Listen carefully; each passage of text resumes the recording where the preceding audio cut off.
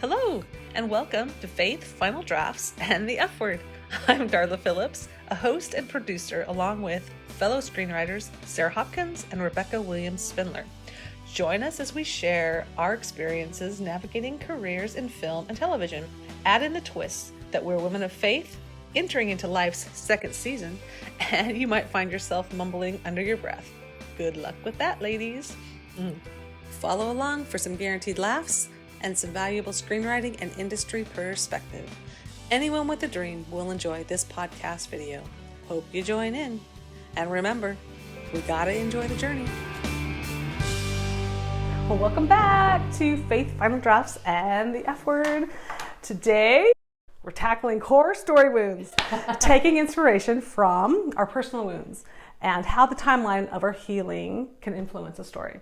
But before we get into that topic, we are implementing into our video podcast a segment called What's Your F Word? And so in our title, we have Faith, Final Drafts, and the F Word. So we figured each week we'd each take a turn sharing something that relates to our faith journey, something that relates to our writing journey, which would be the final drafts.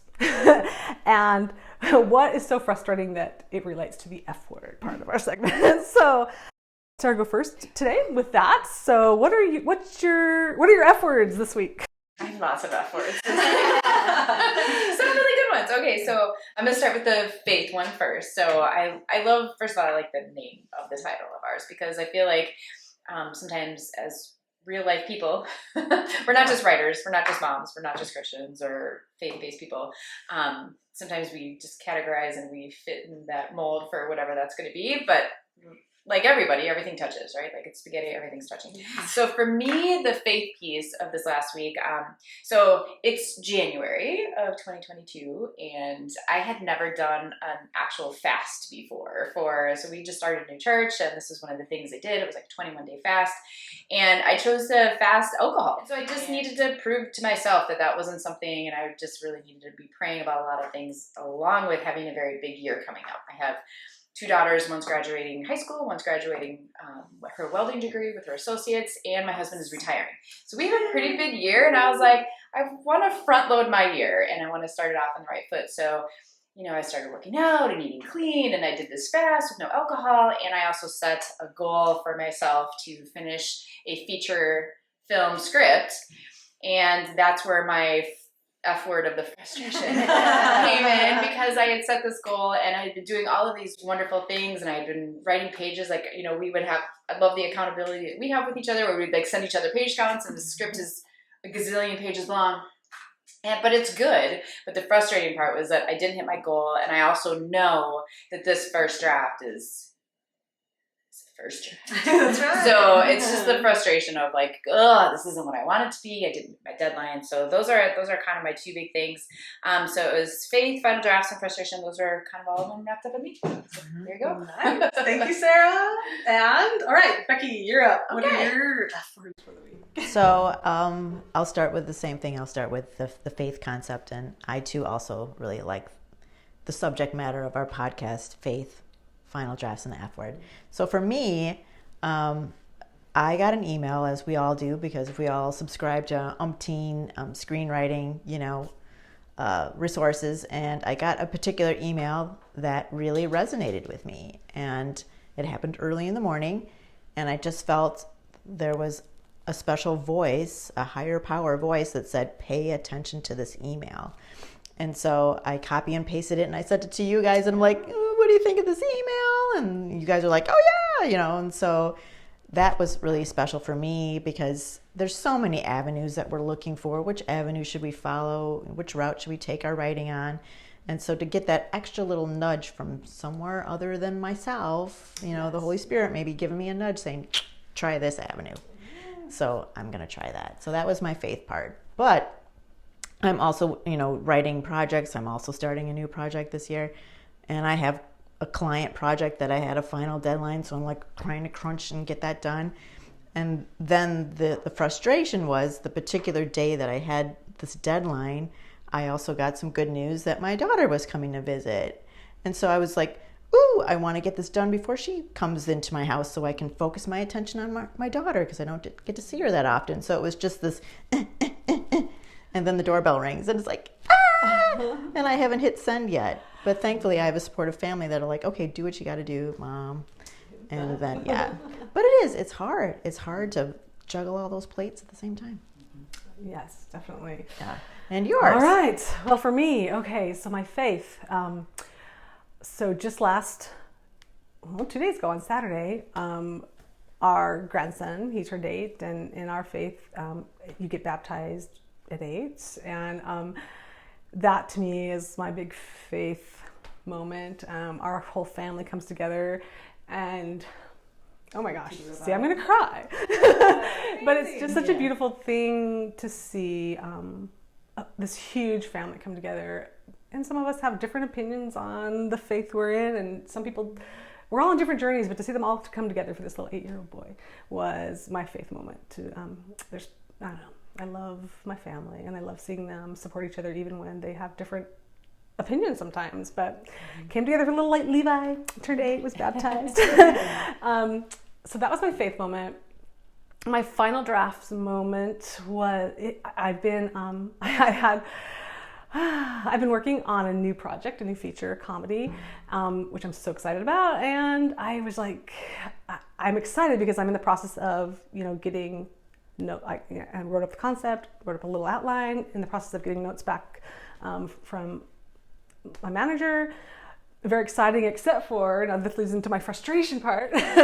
I was like, I in an email to him, I'm like, I'm gonna have a first draft of something by the end of January. Well, I'm like, no, I'm not. Yeah. So the frustration is, well, it's not, the frustration is obviously I won't get that first draft done by the end, but it's been a good experience for me to just be patient and go through this notes process and get it to a point where, hey, when I do start writing it, maybe I won't get as many notes back later. For sure.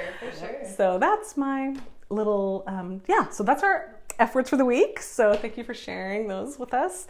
So I guess we're going to hop into our topic. This is where I need my glasses. And okay, so just a reminder, the topic is core story wounds, or people might just call it core wounds. So taking inspiration from our personal wounds and how the timeline of our healing can influence a story. So I just want to kind of open this up. I'll start out with, okay, so we've all been wounded. We've all been wounded somehow in our lives. And as odd and as weird as it may seem, I feel like we truly cannot know happiness and joy without experiencing heartache and sadness. And do you guys I don't know, what do you feel about that? Do you feel like that's... I agree. Yeah. I do. I agree. Exactly like you said. I mean, sometimes we look at it so black and white sometimes that you don't really understand the gravity of the hard parts unless you've had really high highs. Yeah. So it's like the high highs, all those, it makes you appreciate the other thing about the other thing. Yeah. It's like, oh, go ahead. Well, or we are in such a routine that we kind of take for granted all the things that are already in existence in our life that are so precious and special until something breaks our routine unexpectedly. Yeah. Yes. And that's where the pain comes in, or the frustration or whatever. So the shock, like, what? Wait a minute. So I always try to imagine, like, if we lived a life without any struggles, well, I just feel like we would be such weak people, don't you think? Like, if you never had a struggle, and we wouldn't, I don't know, we'd be boring. It'd be like a story without a really good antagonist. Yes. Like, if you don't have an antagonist, you don't have a story. Like, whatever that's going to be is... It's called a hero's journey for a reason. You have a hero that's trying to solve a problem. Yes. And if there's no problems in your life, then... It's a super boring show. Yeah, show that the most boring movie on earth. So I feel like, as writers, much of, or if not all of the material we write is inspired by our past wounds, heartbreaks, or sometimes embarrassments, for sure. I don't know if anybody I'm trying to think of, obviously I don't want to go into too many personal experiences. I think we all have those moments that they happen and they kind of scar you a little bit. Mm-hmm. And they're there with you for a long time. So a past wound can be it could be the loss of a loved one. It could be the breakup of a marriage. It could be your children going in a direction that you don't want them to go. It could be, there's so many things that could cause a wound. It could be your parents that caused your wounds. And most of us probably have a few wounds. And I've probably caused a few wounds being a parent. So yeah, the wounds and heartbreaks and embarrassments can come from, many places in our lives. We might get into some heartbreak later as we go on. So, all right. I think not fitting in. Yes. Not fitting in. There were times when we were young in grade school and we didn't fit in, or middle school, and high school, and maybe the first job you ever had, or any job you ever had, where you felt like you were the odd man out or odd woman out. Yeah. And that is such a core thing that we all want to feel like we're needed and we fit in somewhere. Yeah. So that'll be with us for the rest of our lives, I think. For sure. I think it's also important too, I think about some of my, the embarrassing things that we think of. Sometimes it helps build our resiliency, right? So I moved, I think I shared this before. Yeah. So we were moving around about every 2 years when I was growing up. And so I ended up moving literally between my 5th and my 6th grade year. And then we moved in the middle of my 8th grade year, and then in the middle of high school. Yes. So those are all very times of your life that you're really being shaped by what you're experiencing. Yeah. And I remember, one of the new high schools that I went to, I think it was high school. And I remember eating my lunch in the bathroom stall. Because I was like, you do the whole, you survey with your tray in the lunchroom. You're like, nope, I'm going. And I literally walked right into the bathroom and I sat on the eating my lunch by myself. And, that's something that, because it helped shape my resiliency. And, I was like, you know what, I'll find my people. And for me, I always had the thing that helped me find my people. And for me, that was sports. It was like, once my sport started, that's when I found my tribe. Mm-hmm. But until that point in time, I was so awkward and people didn't like me. And I was the new girl. I was always the new girl. But it helped shape my resiliency. And then it helped kind of shape who I became as an adult. So then I went right into the military. We're all new people in the military. Mm-hmm. You're moving around all the time. And it's just part of the culture. And so you automatically just scoop up the new person. You're like, let's go. Yeah. Come on, kind of thing. And it's just one of those things that it grows you as a person when you recognize that your wound helps your resiliency. Yes. And that's part of your story, which is part of your writing. Well, very much so. Yeah. For me, it's not knowing which box to check. Okay. So my mother's family is Filipino and my dad's family is white Appalachian. Yeah. And when I was growing up in the 80s and applying for colleges and stuff back then, there wasn't a biracial box or more than one race, or it was white, black, or Hispanic, and I'm like, none of those, but I could guess I'd have to check the white box. So when I would have family reunions and I'd go to my mom's side, I looked too white, but then when I went to see my dad's family down south, I looked too dark. So it does give you resiliency. It does impact your identity. Mm-hmm. And it kind of gives you an internal flame to be like, okay, this is who I am, and I'm not going to try to hide it anymore, and I'm going to try to get some strength behind it and look out for the little guy who might be going through the same thing that I went through. Yeah. That's what I'm trying to do. Let's give the voice to the little people. Yes, I love that. So I remembered something that was kind of funny that I discovered about myself recently. So my kids a couple years back bought this story. It's a journal. So the company sends you Storyworth. Yeah. They will send you a question every week, and you write your little history. And at the end, they publish this little book for you. So it was so interesting. One of the questions was, how many high schools did you attend? And I was like, oh my goodness, I went to 3 different high schools. That's what I put in the book. That's what was published. My kids have it, and my kids are like, man, I can't believe you went to that many high schools. Well, come about a year later, a friend of mine called me, and she's like, Darla, she's like, remember that school we went to? We both. This is the big reveal that might be cut out later. she's like, remember going to Prego High? And I was like, oh my gosh, I suppressed. Like, there is suppression or repression of memory, because I was like, oh my goodness, I lied in my StoryWorth. I went to 4 schools. And, but it was just like one of those moments. I realized like, I don't know if it was a shameful thing. I don't know what that whole experience was. All of us girls there that experienced that kind of tucked it away and buried it away. But it's not dredging it up. It's been kind of a really positive, cathartic experience to bring that up and talk to my kids about it. And but definitely that experience is a wound, like, and it's actually inspiring some of my writing right now. So sometimes there's things that we don't even know. You repress it and you lie about it in your book that you wrote for your children. It's like, oh, actually edit that one more. So, but yeah, so those are the things that we like that maybe they don't even realize yet that are affecting or driving our writings. So, all right. Okay, so think of those wounds that we just talked about. And did you ever try to write about something too soon? Like, and I don't know, like for me, I think I talked about in our last podcast, I did try to write about things when I was young, but I knew as I was writing it, it didn't feel right. I'm like, oh, this doesn't feel right, because I knew enough that there was too much angst in it, if that makes sense. Like there's too much anger, too much hurt. But that's just me. It never felt right for me to write that story. But I do think sometimes that is the right story.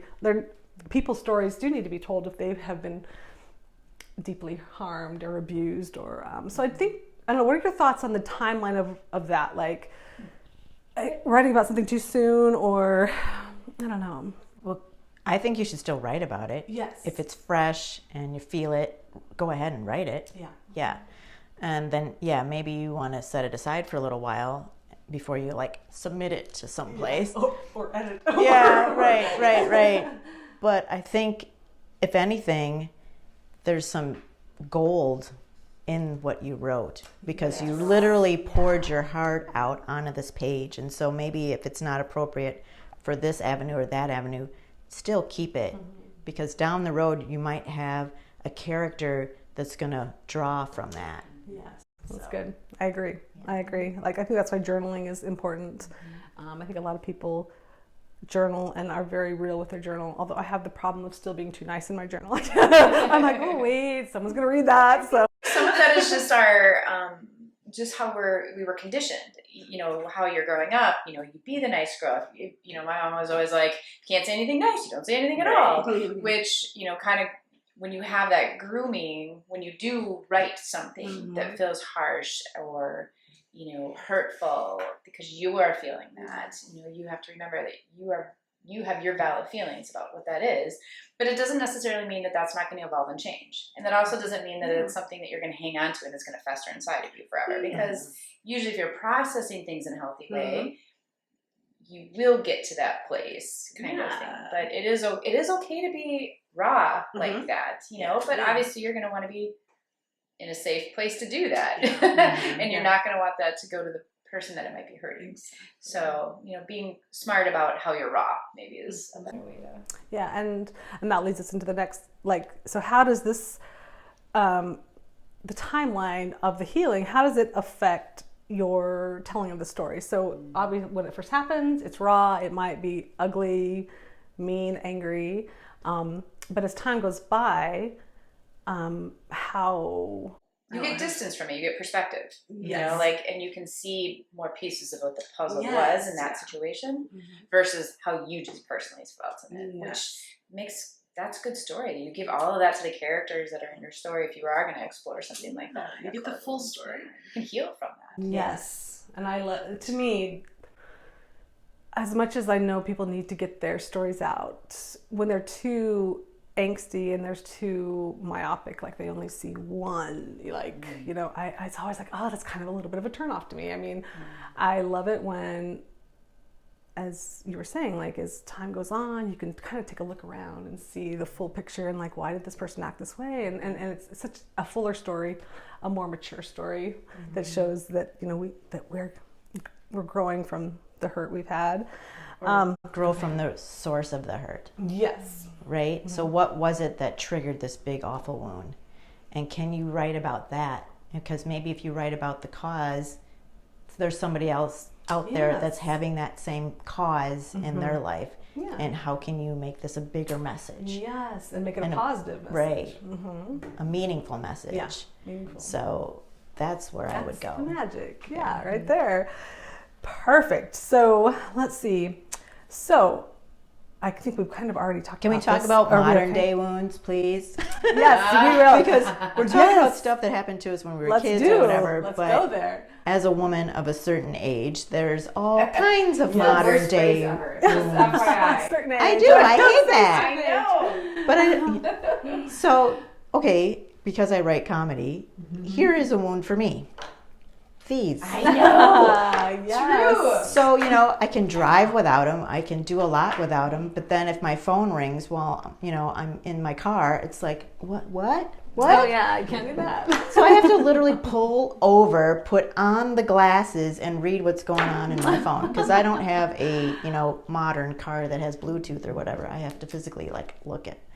So to me, that just coming to grips with where I'm at now. Yeah. With this age, physically and whatnot, It's what a I can't. wound. It so is. Yeah. So That's true. And trying to break into the industry we're trying to break into at this age.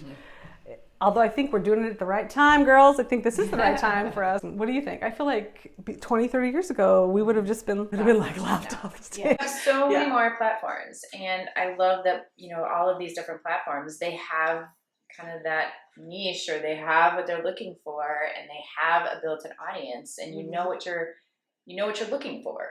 Like if you just even look at when you pull up Netflix or whatever, your streaming service, and you're like, here's book adaptations or documentaries or whatever, you can really mine down to what you're looking for, and then they can be like, female driven, blah blah blah. You're just like, I'm all about that. Let's do that. Or you know what you're getting into now, and so you can find what you're looking for. Yes. And people are looking for our voices. Oh, yeah. So it's awesome. It's an exciting time. I feel very hopeful, even though, well, and I think I'm older than you guys, so I got a bigger wound. But not that much older. Come on now. So the other thing that I think we can all draw from is that every single one of us is in the sandwich generation, right?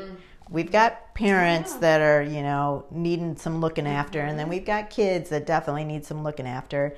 And then we have our own lives that we're trying to ride in the middle of the road here and have our own self-worth. And, so it's a continuous supply of want and demand of our time and our minds and everything. But if we didn't have those two entities, I don't think our content would be the same.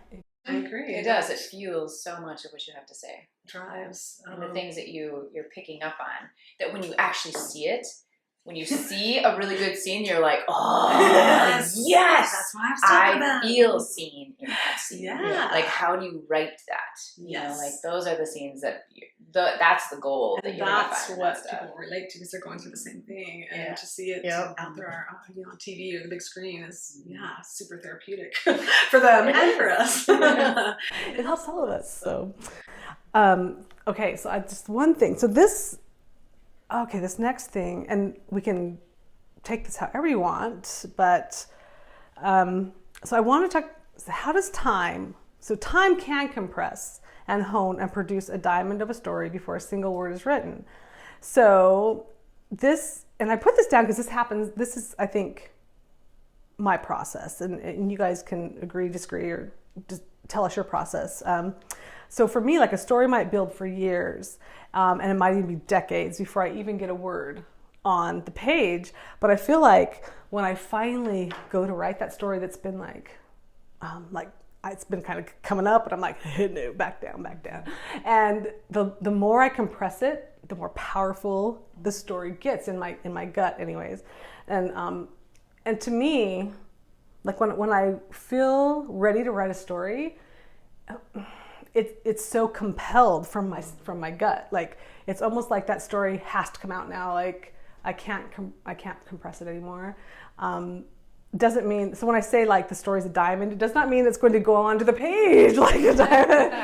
But the inspiration and the like, it's all, how do I explain? The story's there. So that's why I feel so confident like if I'm going to pitch one of those stories, I know I can make it a good story. It might take me a while to figure out how it's going to be a great story, but it's so inspired.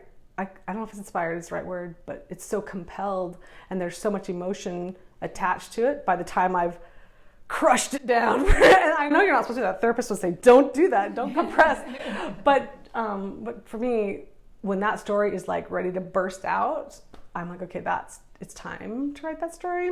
And so I guess I feel like that's a diamond of a story. It may not, but like it might take years to to get it there. Does that make sense? Like, yeah, like that whole. I can relate to that. So. I can't relate to that. I don't know if it's just because I'm a newer writer or that I'm right now because I'm writing adaptations of other people's things that I feel like I can't even like go there in my brain on some of my own stories because I'm still so new at it that I have a hard time juggling two different stories. Like if I'm doing multiple projects at a time, like which you should be, they have to be in very different places. Like one is at a pitch mode and one is in first draft mode. Like that's two very different sides of your brain, as well as two very different stories. Like if they were similar stories, I think I'd have a hard time with that. But because they're so different and there are different kind of places in their lives, I don't have that feeling where it's like I feel like I've been compressing things down to like bring them back up. And it might just be because I'm a newer writer too. Yeah, like I'm still trying to figure out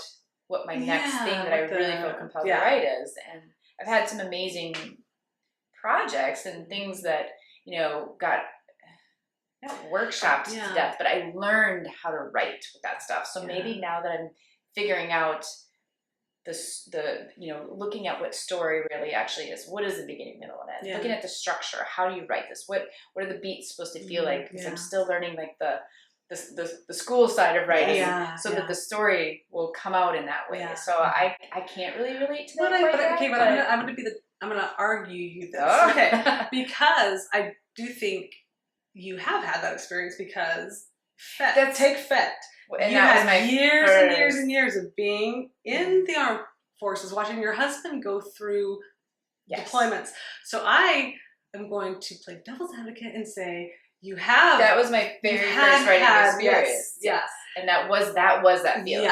Yeah. But I don't think I've loved the projects that I've worked on, and they felt very special. Like it's not like I'm just benignly writing whatever I feel like writing. Every single one of them, I was like, I'm the right writer for this because blah, blah, blah. Right. Yeah. But you're right. Like my very first writing thing that I ever did was definitely that. Like, I have no idea what I'm doing, but I gotta get it out. Well, and I feel like, and I love this about, I was listening to Imagine Impact had a podcast for a while, and I need to go check and see, but one of their first podcasts they put out was, they were talking about if you do not have the core emotion, you don't have anything, so I guess that's the point I'm trying to get at. Like if you don't have that core emotion, then it won't matter how great of a writer you are, you're not going to have. So I guess that's my point, is like that's such an important element in our stories, and obviously it doesn't have to be suppressed for years or repressed for years. Well, what if you had to give yourself permission to write something? So for me, I write half-hour family comedy because that just comes natural to me, and I love it, and it just flows. But I've had a feature drama stirring in me for years, and I haven't granted myself permission to write it. Yeah. Because I'm like, okay, this is going to take a lot of time, and this is going to take a lot of blood, sweat, and tears, and literally to write this thing that's stirring within me. So I'm not discounting it, and I am compressing it. But I don't know when the right time is to just let this sucker out. Yeah. So when it comes out without because I feel like if I do let those floodgates open, my whole mind, and you can relate to this, your whole mind is going to be on that project. And so I almost have to like Sarah is great at this, is block out X amount of time and be like, okay, this is it. Yeah. These next 2 months, I'm just going to write this bad boy. Yeah. And if the phone rings or if this happens, I just got to get this out of me. But I haven't granted myself permission to do that yet. Yeah. You need to grant yourself that, my dear. You need to do it when you can. And some of it is going to take a little research, and I'm kind of intimidated by that. Oh, yeah. I know the story that I want to write, but to get the background flushed just so, I got to do some fact checking and stuff like that. So I'm like, do I really want to do that? I'm not a really, I don't know. So get the concept out and see if it has legs, and then you can go do the research later. An outline. I could start with an outline. Yeah. Always start with that. Yeah. And that's just me. Yes, I agree.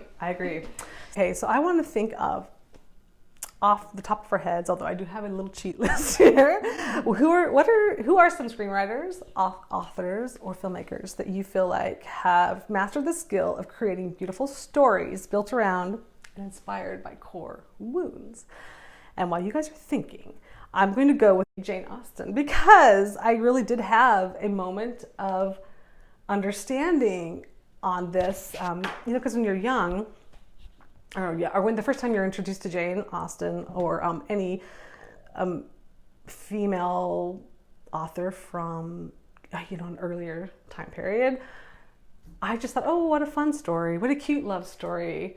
It wasn't until I started to understand, I'm like, oh my gosh, she's writing from, this is my belief anyways, from the frustration of being a woman at that time. And all the, could you imagine being a woman back in the day and wanting to write or wanting to do anything besides be I love being a mother. There's not nothing against that. But what if you had a dream and you couldn't pursue it? Or what if you loved somebody and you couldn't be with them because social, mandates wouldn't allow it? And so when I realized, it was just such an eye-opening experience for me. I'm like, Jane Austen is writing from core wounds of what she experienced in her life, at least I believe. So that was just why I put her name there, because for me that was my aha, oh yeah. Well, I can piggyback on that too, because we were just talking about this with Juno, so Diablo Cody, and her just the way that she writes and her dialogue and her sarcasm and what this girl went through.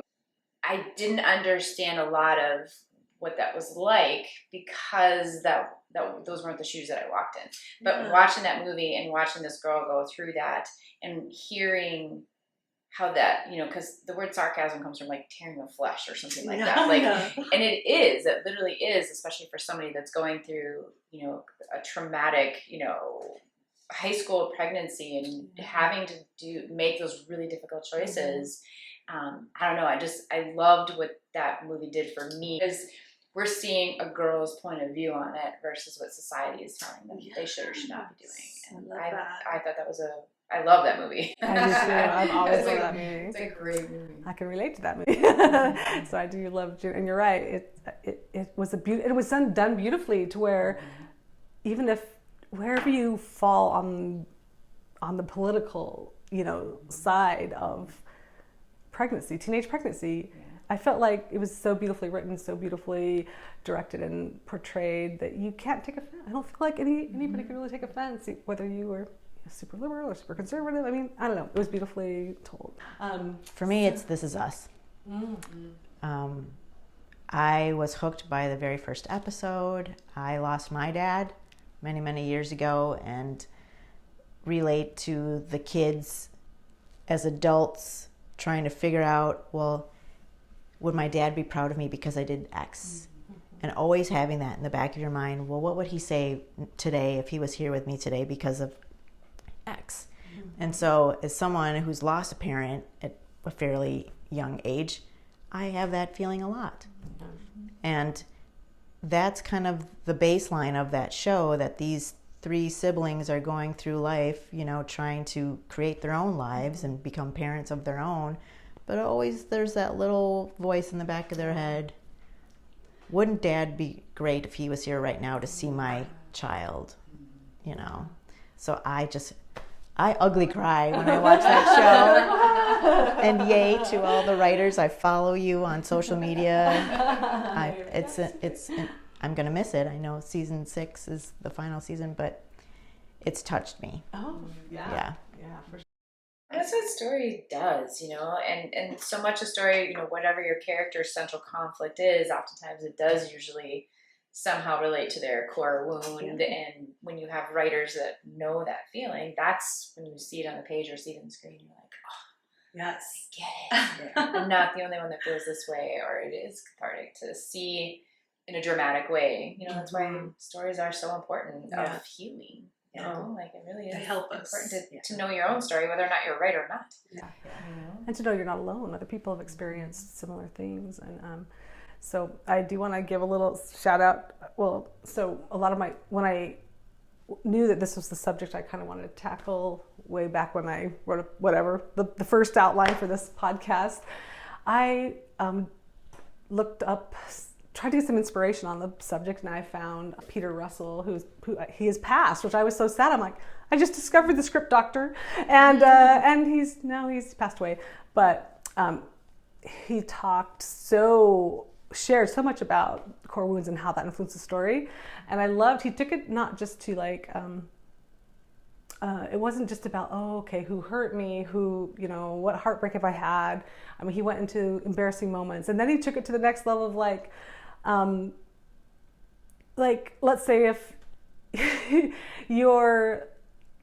someone maybe videotaped your bedroom in a horrible way, you would be devastated if that went public, but people watching it would love it. You know, I mean, he was basically saying, what makes a story interesting is not the perfection; it's the flaws, and I thought that's so true. Like, and I feel like that's what I'm hoping we're doing here with this video podcast is not worrying so much about being perfect, but being real and kind of who we are, and then hopefully people are forgiving of our flaws, or we might have more core wounds from this. I don't know. This could be a core wound.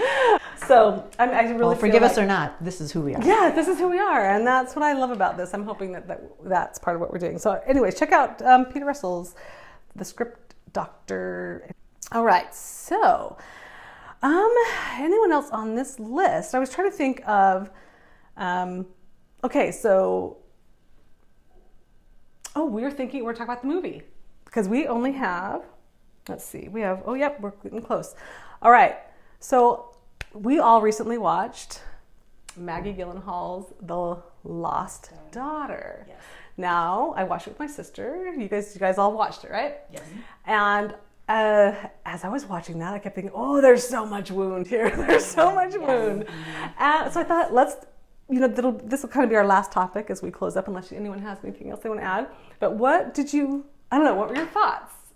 Okay, when the end, it hits, what did you think? Like, what were your original, even before the end, I mean, it's a cringe-worthy protagonist. Mm-hmm. Yes, yeah. But yet you're engaged because you want to know what happened to make her this way. Yes. And so, there were times where I was just like, oh, whoa. But I didn't change the channel, right? I just kept watching.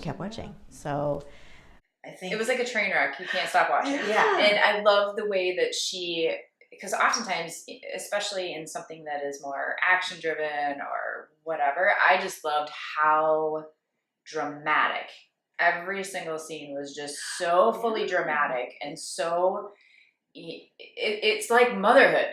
You were really watching a mom struggle, and you were watching kids struggle. It was like I could see so many points of view, through her eyes, and the struggle of being a mom, and the struggle of not being able to do the thing that she loved doing that made her feel whole. Her children did not make her feel whole, and I think that that's something that is not. We don't talk about that a lot. Like, everybody's like, you're so blessed to have children. Your life is not fulfilled. Like, you have all these things. But it is so hard to be a mom and feel fulfilled in all the areas of your life. Like, I feel like that as soon as you become a mom, it's almost like, well, welcome to the rest of your core wound. You will have a wound forever after becoming a mother. Everything from the trauma of giving birth to the trauma of raising kids that you're literally like, it was interesting to me, and I'm not condoning any kind of this behavior or whatever, but the physicality of being a mother and discipline and keeping children safe is a physical thing. And I love the way that they portrayed it. It was very impactful. I feel like I see, because I've talked to other mothers that have said these words, but to see that, I was like, whoa. now I understand more about how you are as a person now because of how your mother was, kind of thing. So I thought that was I thought it was awesome. Yes, Yeah. I did too. Olivia Colman did an amazing job. But the part that really, got me to stop gritting my teeth was her portrayal of the middle-aged woman who did not want to be invisible. Mm-hmm. And so much of content out there, is, well, you're this age and you're at this phase in your life and you're just going to float through, blah, blah, blah. But the scene where she actually gets ticked at the movie theater and she's like, In my mind, I'm like, sit down. I'm not going to take it anymore. And I'm like, I can relate to that there's been moments in my life that I'm tired of being invisible. Mm-hmm. Listen to me. Yeah. But then the fact that the way that scene was written, she still didn't get what she wanted. Right. She still was not seen. Yeah. And I feel like there's so many times that you're like, I'm not getting up. That's why I was like, sit down. Nothing's gonna change here. Yeah. And that's the part that I feel like a lot of our voices, we need to see those successes and we need to see the failures because that's the part that's relatable. Yeah. The failure is what's relatable. Yeah. So for me, it reminded me so much of, I don't know if you guys, when you had your very first baby, and I remember like, you're relinquishing. I'm like, I am giving up. I'm sacrificing myself now for the next 18 years. And I just, watching, Olivia go through that as her character Lita, I was like, it kept reminding me of like, oh my goodness. I kept thinking, is this a woman who maybe didn't make the sacrifice and has regret? Or is this, someone who did make the sacrifice and her kids, because that happens too. Your kids grow up and then they can be vicious. I'm not saying mine are angels. Right? I'm like, what wounded her? Was it that she did put it all in and didn't get through it, or that she didn't and she has regret? And I kind of I felt like that may have been more in my mind, what I was feeling like is she had some regret in how she mothered. And it made me realize, I've had that in my own life. Like when I've laid down to go to bed at night, I would be like, oh, I screwed that up, or I didn't do that right. And it made me realize as moms, we're all in that same boat. Sometimes we hit it out of the park. We're amazing. And then sometimes we fall short. Totally missed the boat. Yes. Anywhere near it. Yeah. And we beat ourselves up a little bit and we have regret. And so I guess for me, I kept thinking, I've had those moments where I'm like, I just feel like I've screwed things up, and you can't go back and fix it. And I don't know, so that it kind of reminded me a lot of that. I was like, oh, okay, a little painful. I saw the failure of her relationship too with her partner. Oh, right? Yes, yeah. So, he was getting his career. She's trying to raise the kids and get her education and get her career off the ground. And then when it came time for her to really get it off the ground, she just didn't, she wasn't, it was like, I'm leaving. Yes. Regret. Yeah, it was so bottled up within her that she didn't really take the time to make it a smooth transition with her husband and the kids. Before she took off, she was just like, I'm done. Yeah. I'm out. Checking out. It was interesting too. Like I was looking at just her character's ego, and her ego never changed. That was the constant throughout all of the entire film and probably her life as a character. Yeah. Like that never changed. And I feel like that's the part, when you become a mother, your ego needs to go somewhere. Right. Yeah. And if it's not squashed by them, it was just interesting to watch somebody, and we would call that now selfishness, where, how can we reframe that? And I feel like that was what the theme of that whole movie was. And I loved it. The other part was like not seeing her relationship with her own mother, except she just don't call my mother last or whatever, that there was some kind of like phone conversation, or when she was talking to the sitter before she was leaving, she was like, call my mom like last resort.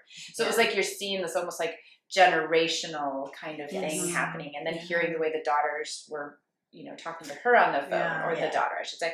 It was just interesting watching, and that's one of the core wounds that a lot of people list is like this generational hurt of what that relationship lacking has been, and for her, I feel like it was ego. I think you're right. That's a good summary of that. All right, so that brings us to the ending of the movie. Let's just say real fast before we close, the very ending. when Oh, she's on the beach. I know this is. But we can't give anything away. Oh, that's right. No We can't do No spoiler spoilers. alerts. You're right. No Thank spoilers. you. Watch the movie. I'd love to hear what you And yes. See if it stirs something within We you when you can't watch do the end of that spoiled. movie. Yes. So, yeah. Yeah. See how it makes you feel. Also, side note, if you're looking for scripts to read, I believe in that Deadline article that they had announced that script is actually a link within that article to be able to read. So if you've never done that before, watch a movie and then read the script and then do it at the same time. It's always a really eye-opening way to see how things transfer, not only visually, but also what gets cut, what stays, what happens, organically on set, and how characters can bring so much life that you don't have to write. Oh, yes. Just cast it well. Make the magic shine. Yes. So anyways, well, I think that's it for this episode. I don't know. We'll see how I'll turn it out when I go to edit it. But thanks for joining, and see you next time. Hey, thanks for listening in today on our discussion of core story wounds. For more information on our podcasts and videos, be sure and check out our Facebook page with the same title, Faith, Final Drafts, and the F Word. This episode of Faith, Final Drafts, and the F Word was filmed and recorded in Mission Viejo, California. A special thank you to my sister and brother-in-law for graciously hosting us and allowing us to film in their kitchen nook. If you like our videos, be sure to like, share, and subscribe.